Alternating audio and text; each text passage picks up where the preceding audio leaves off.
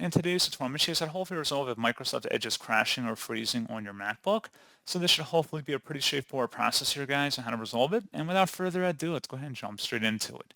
First thing I recommend doing would be if you are unable to open up Microsoft Edge entirely, I would just go into your applications folder on your Mac and just uninstall it and then go back onto Microsoft's website once your computer restarts and then just reinstall it. I just want to put that out there. That's just the easiest way to do it if you're having an issue even opening up Microsoft Edge. But if you're able to get into Edge, we have a couple more options we can explore.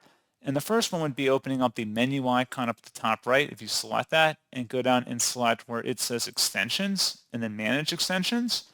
If you have a lot of extensions installed here, you may just want to toggle to the off position or just remove it entirely.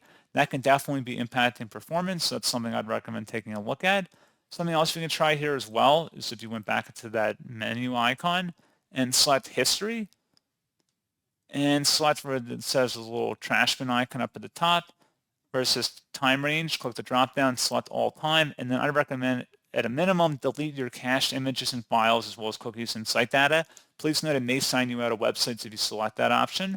You would select clear now to clear that out, and then hopefully once you restart the browser you should be good to go.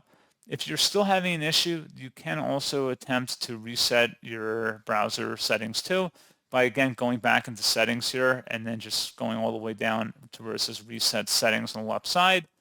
Restore settings to their default values will then appear on the right. And this will reset your startup page, new tab page, search engine, and pin tabs. It'll turn off all extensions and clear temporary data like cookies.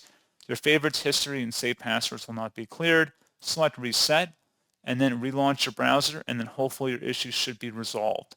So as always, thank you guys for watching this brief tutorial. I do hope I was able to help you out, and I do look forward to catching you all in the next tutorial. Goodbye.